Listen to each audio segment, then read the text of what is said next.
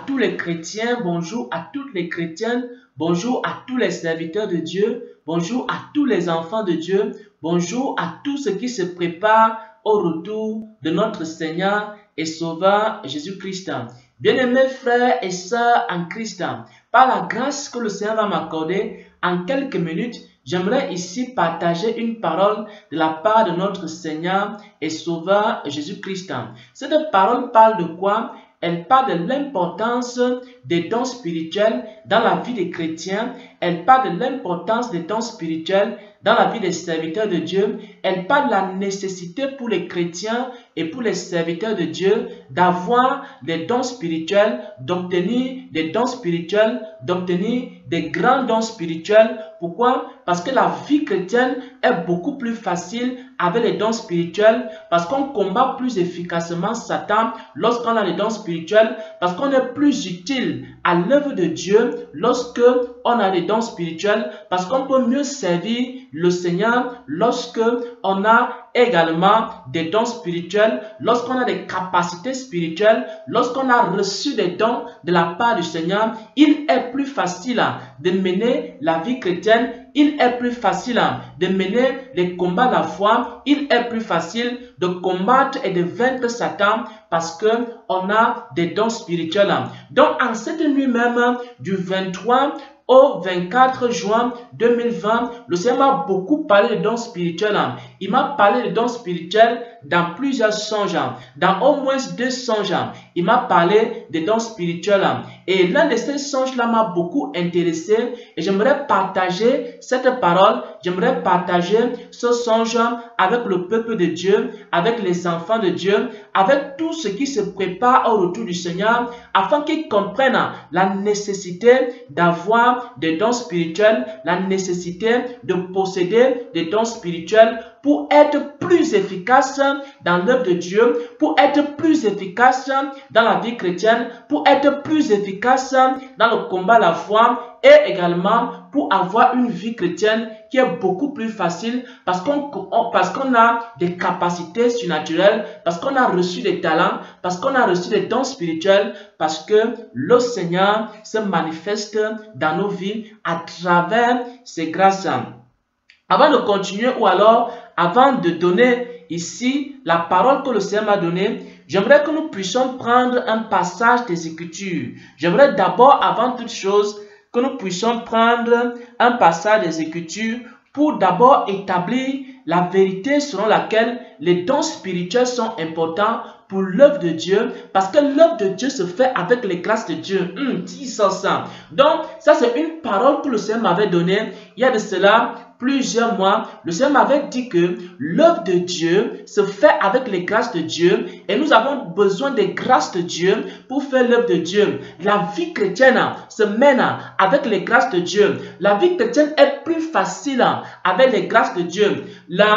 Le ministère est plus facile avec les grâces de Dieu. Le don de prophétie ou alors le ministère prophétique est plus facile et plus efficace avec les grâces de Dieu.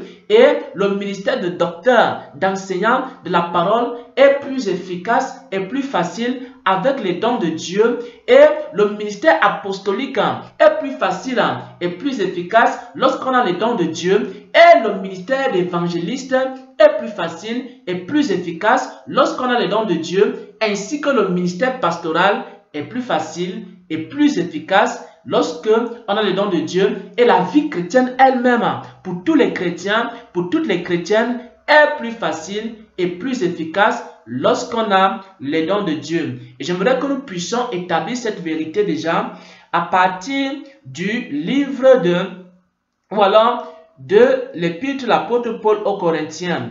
Nous allons voir ici 1 Corinthiens 15 à partir du verset 9. 1 Corinthiens 15 à partir du verset 9. Ici, c'est l'apôtre Paul qui est en train de parler. Et l'apôtre Paul est en train de dire ceci. Car je suis le moindre des apôtres.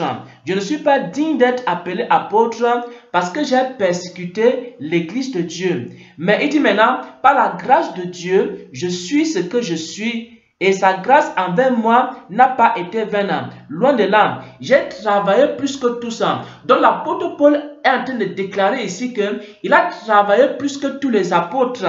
Dis ça. L'apôtre Paul dit, j'ai travaillé plus que eux tous. Et l'apôtre Paul est en train de déclarer la raison pour laquelle il a travaillé plus que tout ça. Est-ce que l'apôtre Paul avait des capacités naturelles plus que tout le monde pour travailler plus que tout ça? L'apôtre Paul est en train de dire maintenant la raison pour laquelle il avait travaillé plus que tous les autres apôtres. Il dit ici, j'ai travaillé plus que tous, non moi toutefois, mais la grâce de Dieu qui est avec moi. Donc, ce n'était pas l'apôtre Paul qui travaillait. Dis ça. L'apôtre Paul dit dans 1 Corinthiens 15, à partir du verset 10, il dit, mais j'ai travaillé plus que tout ça. J'ai fait l'œuvre de Dieu plus que tout ça. J'ai réalisé beaucoup de choses plus que tout ça. J'ai prêché plus que tout ça. J'ai évangélisé plus que tout ça. J'ai prophétisé plus que tout ça. J'ai enseigné plus que tout ça. J'ai travaillé plus que tout ça. Et l'apôtre Paul est en train de dire que ce n'est pas lui qui a travaillé. Parce que dans au verset 10, il dit, ici, ce n'est pas moi, non, cependant qui ai travaillé, mais c'est la grâce de Dieu qui est avec moi, qui était en train de travailler. Ça veut dire quoi? Ça veut dire que lorsque tu as la grâce de Dieu, ce n'est pas toi qui travailles, ce n'est pas toi qui fais l'œuvre de Dieu, mais c'est la grâce de Dieu qui fait l'œuvre de Dieu à ta place. Donc, si tu as des grandes grâces, tu peux faire facilement l'œuvre de Dieu. Pourquoi? Parce que ce n'est pas toi qui fais l'œuvre de Dieu, mais c'est la grâce de Dieu qui est en train d'accomplir l'œuvre de Dieu à ta place.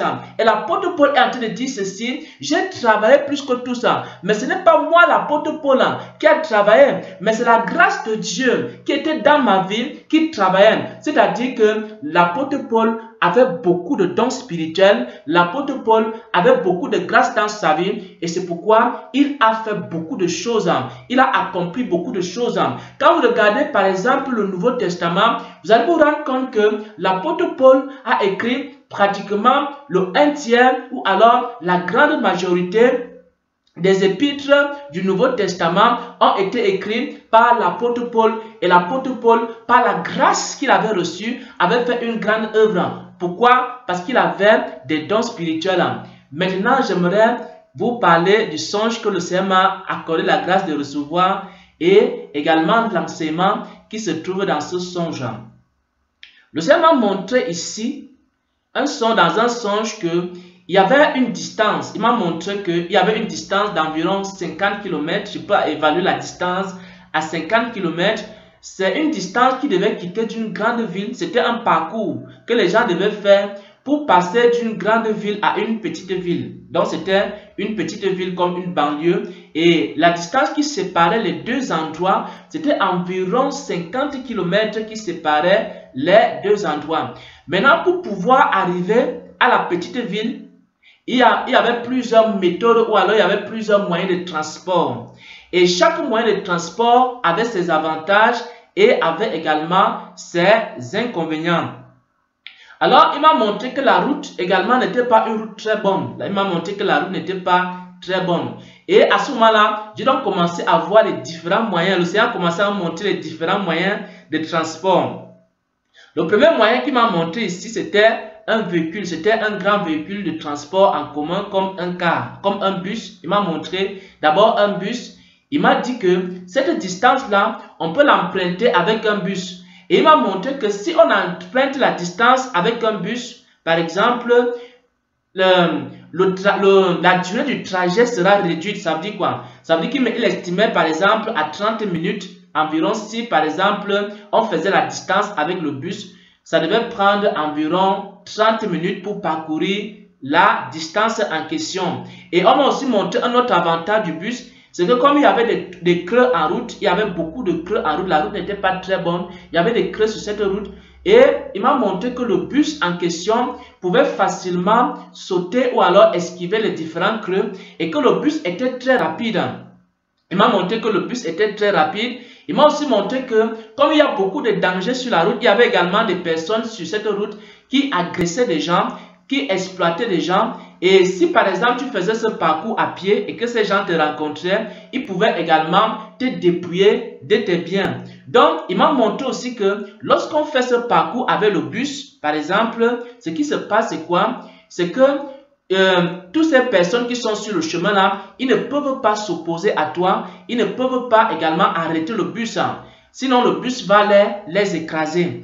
Ensuite, il m'a montré un autre moyen de transport, c'était la moto. Par exemple, on peut faire le même parcours avec la moto. Cependant, si tu fais le parcours avec la moto, qu'est-ce qui va se passer? Si par exemple il pleut, s'il pleut, par exemple la pluie va tomber sur toi, ça c'est l'inconvénient de faire le parcours en moto. Il a commencé à nous montrer beaucoup de moyens de transport. Il m'a aussi montré que, par exemple, avec la moto, la durée du trajet ne sera pas réduite. Par exemple, tu pourras faire en 45 minutes ou en 1 heure le même trajet, alors qu'avec le bus, tu pouvais faire ce trajet-là, par exemple, en 30 minutes.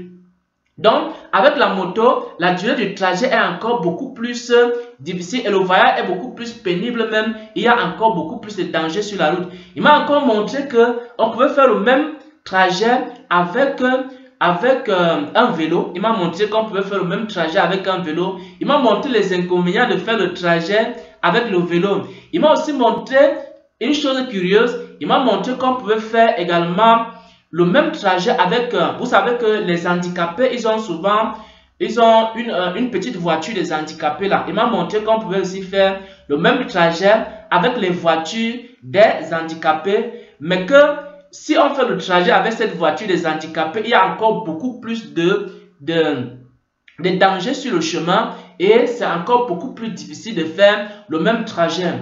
Et maintenant, ça c'est le songe. Maintenant, j'aimerais qu'on entre dans l'interprétation. En fait, le parcours en question pour quitter d'une ville à une autre, cela représente un peu la vie chrétienne. Cela représente un peu notre parcours en tant que chrétien et notre parcours en tant que serviteur de Dieu. Maintenant, les différents moyens de transport pour quitter la ville, la première ville, pour arriver à la seconde ville, ça représente ici les dons spirituels. Et par exemple, si tu as des bons dons spirituels, c'est un peu comme celui qui a la voiture. Avec la voiture, ça devient beaucoup plus facile pour toi, par exemple, de passer de la première ville pour aller à la deuxième ville. Mais si tu as par exemple le vélo, ou alors tu as le brancard des handicapés, tu ne peux pas facilement parcourir le trajet. Ça sera pénible pour toi de parcourir ce trajet-là. Donc, le Seigneur demande ici, le Seigneur exhorte son peuple, le Seigneur nous exhorte tous en tant que chrétiens, le Seigneur nous exhorte tous en tant que serviteurs de Dieu d'avoir les bons dons spirituels, d'aspirer aux dons les meilleurs, comme l'apôtre Paul avait des bons dons, avait des meilleurs dons, pour que la vie chrétienne soit facile. Parce que si tu fais, par exemple, ce trajet comme celui qui devait faire le trajet en voiture, alors c'est beaucoup plus facile. Quand tu as des dons spirituels, tu peux faire facilement beaucoup de choses et tu peux faire, par exemple, en 1 an, ce que les gens vont faire peut-être en 5 ans. Quand tu as les dons spirituels, tu peux faire en 3 ans, par exemple, ce que les gens ils vont faire en 15 ans. Donc, si tu as les dons spirituels, en 1 an, en 2 ans, tu peux accomplir une grande œuvre que les gens n'arrivent même pas à accomplir en 20 ans, en 30 ans. Si par exemple, tu as le don d'enseigner, tu peux par exemple donner beaucoup d'enseignements par la grâce de Dieu, et celui qui n'a pas le don d'enseigner, il va beaucoup penser, il va beaucoup réfléchir, il va beaucoup raisonner, il va beaucoup préparer ses enseignements, mais toi, tu peux enseigner, par exemple, en 1 an ou en 2 ans, des choses que les gens ne pourront pas enseigner, par exemple, en 10 ans. Par exemple, si tu as un bon don de prophétie, tu peux